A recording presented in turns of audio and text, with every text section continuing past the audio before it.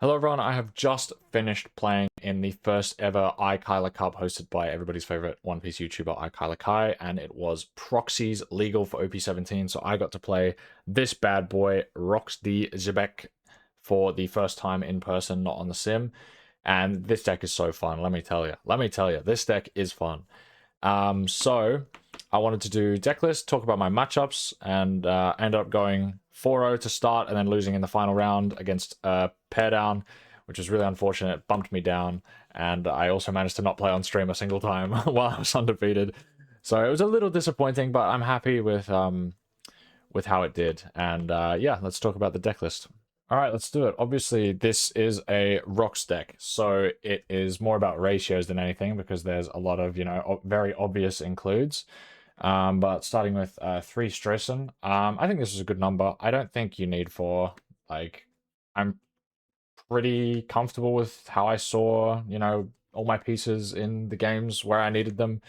And, Stressen is just a ditch target in the late game most of the time anyway. If you see him in the early game, great, but like most of the time you're keeping hands with decent curve pieces anyway. He's good. He's good. He helped me trade back into some Mihawk little guys in one of the Mihawk matchups. But the deck list is tight, so I'm very comfortable with him at 3. For Kyo, I don't think I can ever justify taking this card below 4 copies. It is so goated.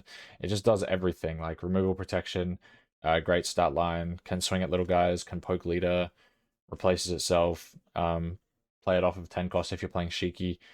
It's just great. Great card. Great card all around. I played 4 Don Marlon today, and he was one of my main pitch targets, basically.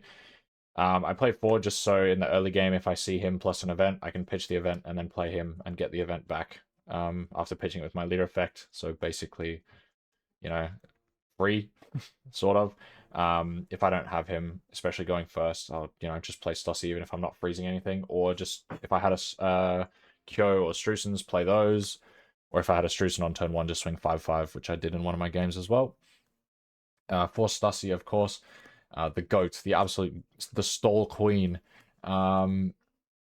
Obviously, you mainly want to play this in the late game, but there's some mid game turns where you can just slam her to get rid of one of your opponent's medium sized swings. I tried playing her at 3 because you don't want her in the early game, but honestly, I think 4 is mandatory. Just being able to pitch her early and having the confidence that you'll be able to find her when you need her in the late game. 2 John. This card didn't really do anything today, I'll be honest. I think I played it once on curve just because I had nothing else to play.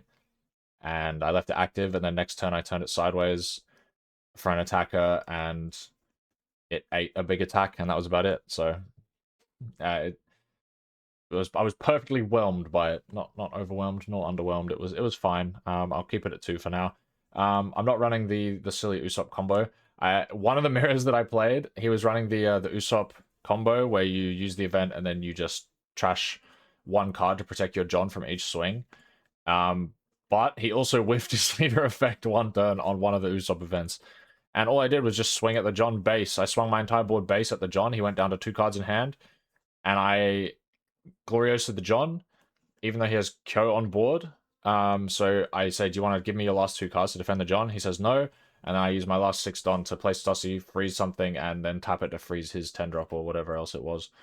So it still feels like you can definitely win the mirror without it, and I don't really know what matchups it's super good into.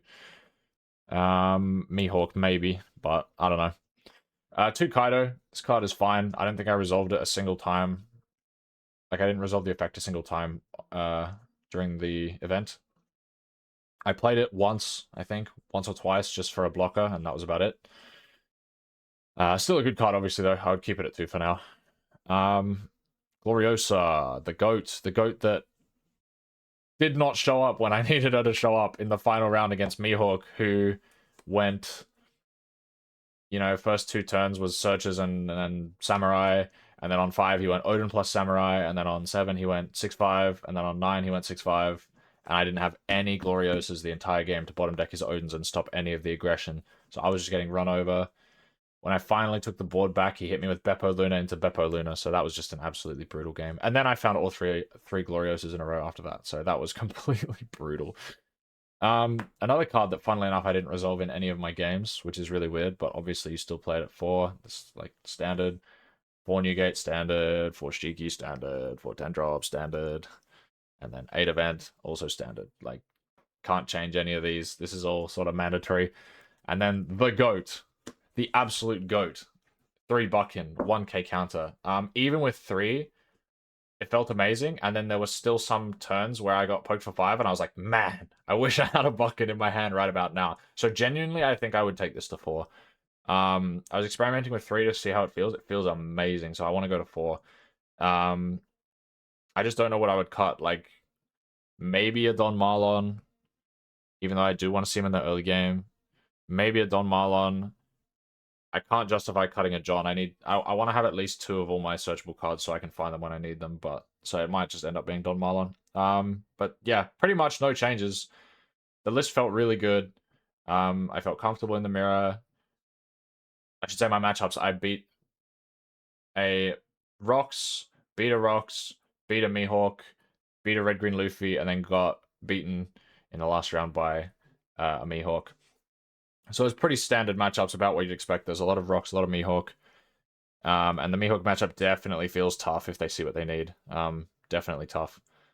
So I'll need to practice that a little bit more. But yeah, let's show one of the games because I recorded. We're gonna have a look at one of the games. Not all of them were the best quality matches. And I basically just spoiled what happens in the last one. So we might take a look at one of the early mirrors because the mirror can get pretty technical. All right, here we have the early mirror that I mentioned. Obviously the Rox mirror, and I'm just going to commentate over it at 1.5 times speed, so we're not sitting here forever. I basically won the dice roll, choose to go second, and we both did nothing on our first turn. He just passed, and then I drew and passed. He's swinging 5 at me, discarding a event, and getting an event, and drawing 2. I just give the Buckin the absolute GOAT to counter out of an early 5 while I still can, instead of taking the free life. And then he does the Don Marlon play, which is exactly what you want to do going first. You just want to pitch an event and then Don Marlon, and you get to keep all your cards in hand, which is pretty nice. So I swing 5. I'm choosing what to trash here. Trash at Kaido, get an event. And he takes it because he has no Buckins in his hand. The absolute GOAT. And I chose to just freeze the Don Marlon. I think I was trying to dig for something else on 4. I don't actually remember what my plan was, but I didn't play the Kaido. I chose to play the Sussy instead. But Kaido probably would have been fine to play here. But it's basically the same. Like, you're free blocking one of the swings with Kaido, whereas Stussy is like you guarantee stop the Marlon swing. And then she's on the board for later. She just sort of sits on the board unless she's getting bottom decked. And my thought process was, like, if he wants to bottom deck it instead of playing Linlin, I'm fine with that. But no, he goes ahead and plays the Linlin, and we're obviously going to let him draw 2 cards. And then back to me.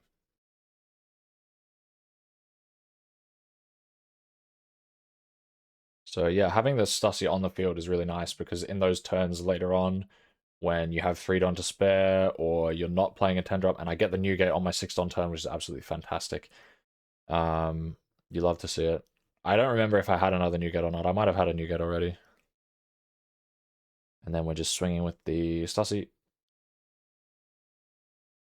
So genuinely, it actually might have been better to just play the Kaido and hold the Stussy. But I think I didn't want to pitch the Stussy. I don't know. Either way, strange decision because I am, it's sideways now and he can swing at it. Strange decision. So Kaido was probably actually better there. And we're running 4 Stussy for exactly that reason, so we can pitch it early. Don't get too attached to any of your cards, and hopefully you'll be able to find them again later on when you actually need them. This is good. This is why you watch your gameplay. This is absolutely why you watch your gameplay.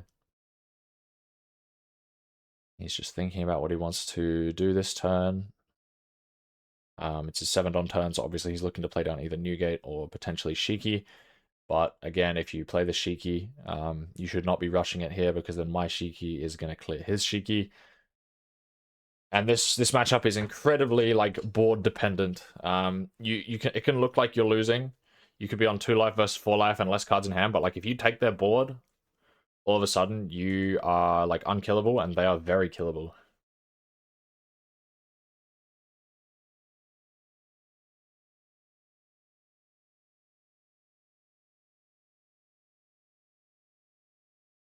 He decides to swing the 7. I'm just going to give him Newgate effect, obviously.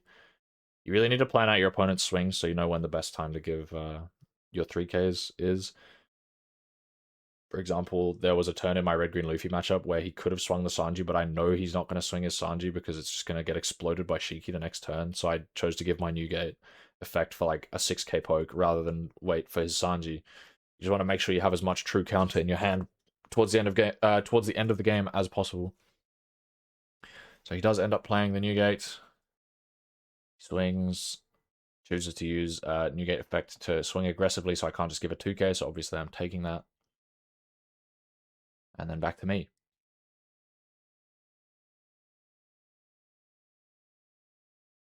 So this turn we could Shiki. I definitely had the Shiki. We could Shiki into the Big Mom and guarantee clear both of his things. But then we are staring down a Shiki turn with his Newgate on the field as well. So we're definitely losing at least one of our characters, potentially our Shiki.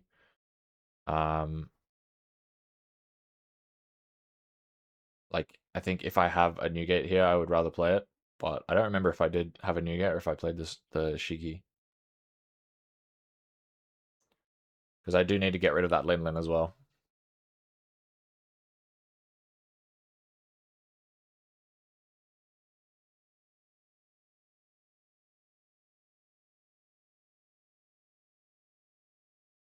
I think I must be debating whether or not it's worth to swing the Shiki. And yep, I do choose to swing the Shiki. Just guarantee clear the Lin. Minusing it, so obviously he's just gonna let it go. Honestly, we could have chosen not to minus it there, and he would have had to give like 222 because Newgate can't protect characters. But the risk of him protecting it and then just absolutely caning my skull in was too high. So we have opened ourselves up to getting Shiki this turn, but it means that if he chooses to, he can only clear one thing. Like, I'm definitely protecting the other one very easily. And then he's opening his Shiki up to another Shiki on my Tendon. So the matchup, the mirror really seems to be like, when can you afford to turn your thing sideways where they don't just get exploded by Shiki and then you lose the game because you have no board.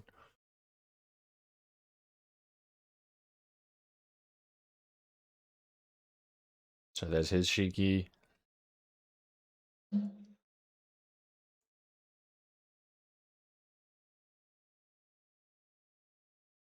I think he attaches Don here, but he decides it's no good. And I was like, ah, it's fine, bro. Take it back.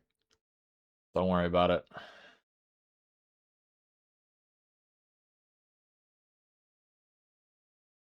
I think, if I remember correctly. Yeah. Decides it's not the best, and he just wants to swing 9. I said, that's fine. That's all good. And I do believe he actually swings 9 and negs the Newgate instead of the Shiki. And I'm more than happy to let the Newgate go there. There's no point in trying to defend it. I'm happy to be able to keep my Shiki. I definitely think he should have swung at the Shiki instead, because it's definitely a much higher priority target in the mirror. So I was happy that I didn't have to give cards to defend my Shiki. I just let the Newgate go, basically. Knowing that because I'm going second, I hit my Tendon first to replenish the board. So it feels not as bad when you lose stuff going second. And then he swings 8 at me, and I know that he's only got 2 Don left. So even with Newgate, he could be swinging 10, but that's 10 into Shiki. Like, that's just a 2k. So if he swings at me, I just take. And if he swings 10 into my Shiki, that's an easy 2k. So swings. So I choose to counter the Newgate. That's cheap to counter. Again, Buckin saving me from having to use a 2k. What a great card. I'm definitely going to four copies.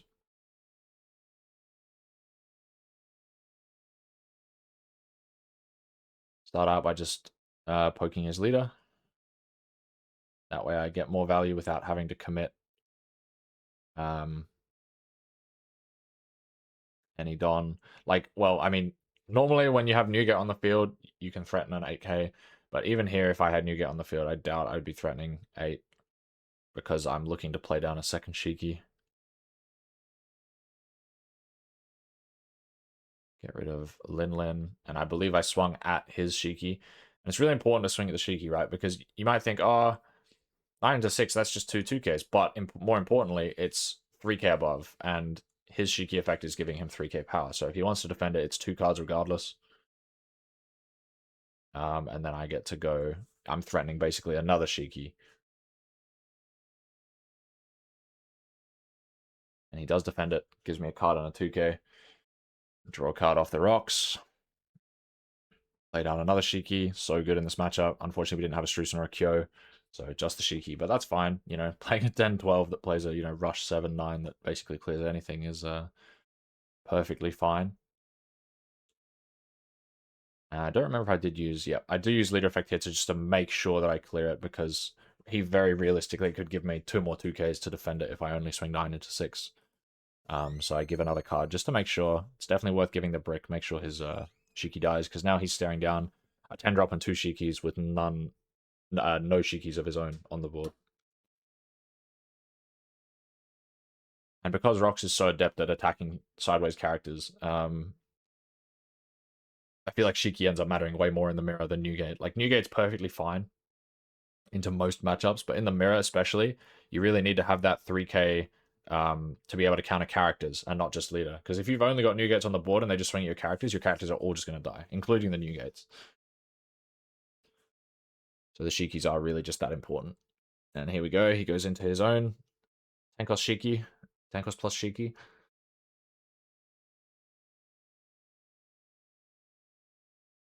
Which means he has no viable way of clearing both of them and barely a viable way of clearing one of them. So he chooses to just swing 8 at leader, which I'm going to take because my board sticking means I have basically infinite counter in hand. And he chooses not to turn his Shiki sideways so that I can't clear Newgate and Shiki same turn. Because otherwise he would be stuck with only rocks on board, staring down 5 massive characters and basically no way to win. But not attacking my Shikis means I just get to keep them, basically, without having to defend anything. Which means I get to pressure face more aggressively.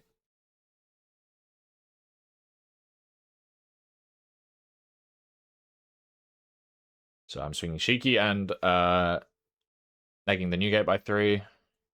So he's gone because it's 9 into 5. It's just too hard to defend. Even if he gives me Shiki effect plus 2k, I'm swinging at it again and it's definitely dying. So he lets it go. There is an argument to defend it because it only costs you 2 cards and then you're saving a 9k at face that would cost you... well, that would also only cost you 2 cards. Never mind. There's no argument to defend it. There's no argument to defend it at all.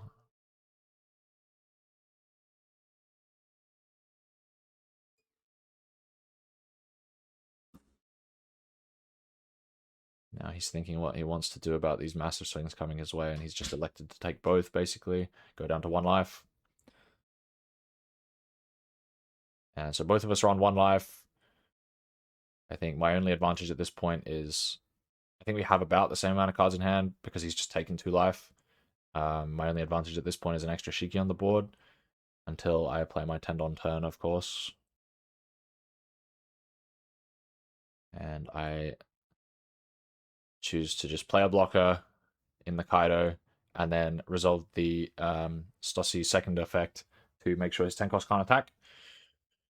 So now we are sitting pretty. We have all the defense in the world.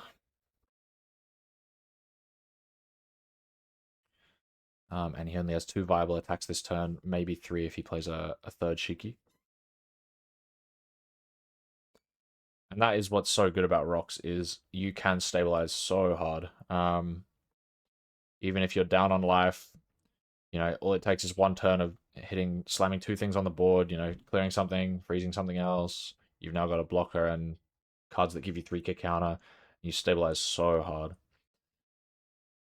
And that was why I struggled into the final matchup against Mihawk, is like, I've stabilized, my board is full. Like, I've cleared his board and my board is full. However, I don't get to attack with my board that's full because it's all frozen. So yeah, this deck is a little bit of a Luna victim. And I think at this point in the game, his camera froze for a second. Or maybe that was a different game. No, I think it was like his camera froze for a second and he thought I froze for a second. I think it was during this turn.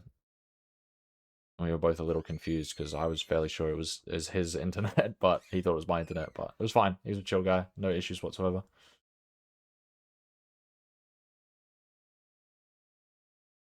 He's just planning out his optimal usage of Tandon this turn. You have to be assuming that he's a little bit too pressured to play out another 10-cost rocks. And your best stall turns come from turns where you don't play the 10-cost. Like, 10-cost is a very offensive turn. So once you have that board set up, you definitely just don't want to play it. You want to play defensive turns like blockers and Stussy, and like exactly like this. Bottom decking my Kaido with the Gloriosa blocker, getting rid of a threat, playing a blocker.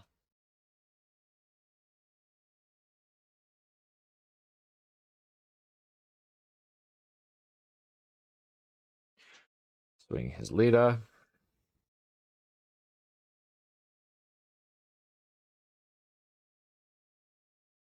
Discarding a Kaido, getting another Gloriosa.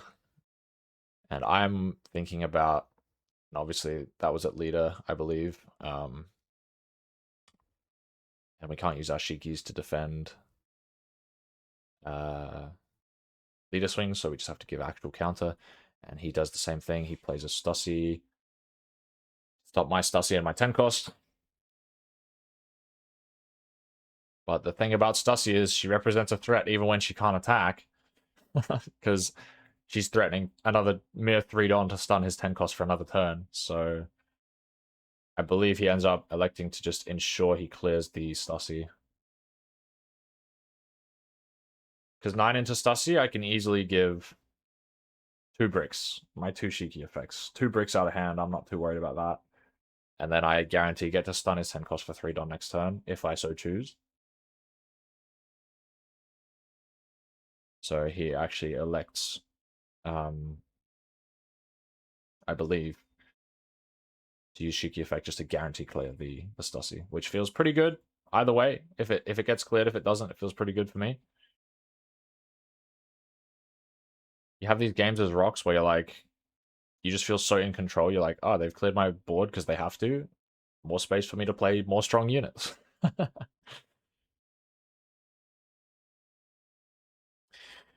So because he's stunned my 10-cost, I only have 3 attacks.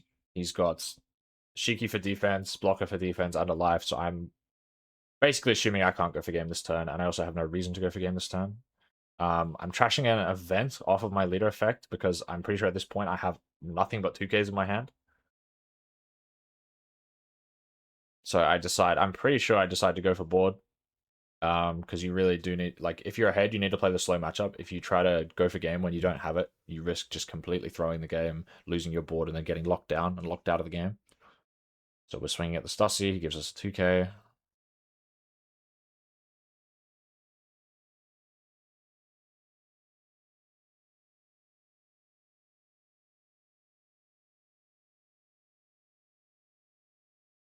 I believe I swung 9 on the Stussy with no effect. Because I'm not too worried about it. So I choose to just play rocks, draw a card, play a Newgate, draw a card, and pass it back. So all his things can attack, but I only have to counter out of 2 attacks, and I'm sitting here with like a handful of 2Ks and 3, I believe 3 bricks, which is perfect for Shiki, Newgate, 3K, 3K, 3K. So my hand's basically something like 2K, 2K, 2K, 2K, 3K, 3K, 3K. Fakest brick deck of all time. This is when he thought I had disconnected, and I was like, nope, still here. Can you hear me? 7 cards in hand.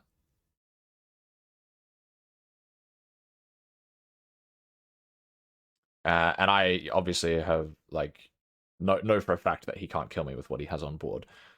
And he's probably realizing that I would not have done that play unless I knew for sure I could live. And the fact that I trashed a 2k and have 3 guaranteed at least 3ks on the field, he knows that my hand is literally all counter. So he chooses to do something a little bit unorthodox, which is pay 5 to bounce my Newgate. So he locks me out of one of the 3k counters, which I was like, wow, I actually was not expecting that. That might throw me off a little bit.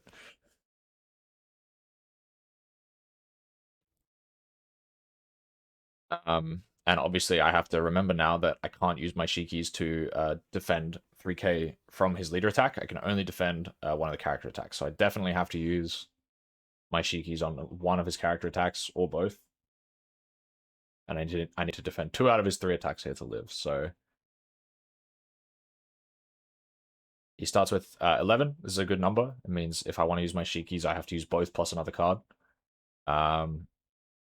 It's a really strange lethal when you're dealing with Shikis. Like, your leader attack has to be much smaller than your character attacks if they've only got Shikis on board. So I think this is the right number. So I have to give him true counter from the leader attack. So I choose to use the double Shiki, go to 11, and then give a rocks for a 2k, go to 13.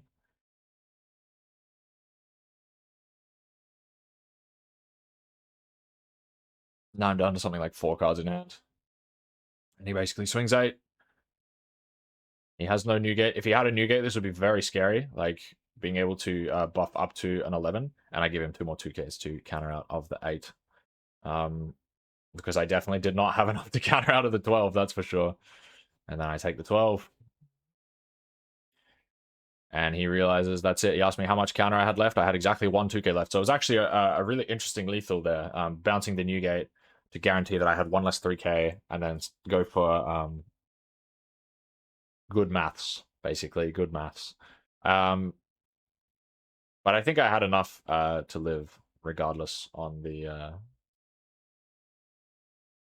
on if he split the Don, basically, because we need to counter 2. Like, the highest attacks he can do is what, like 11, 12. He can go like 12, 12, 13.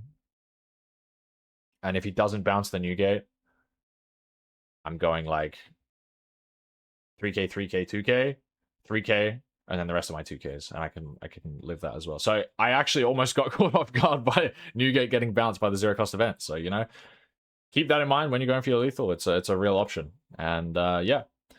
So thanks for tuning in, everybody, and I will see y'all next time.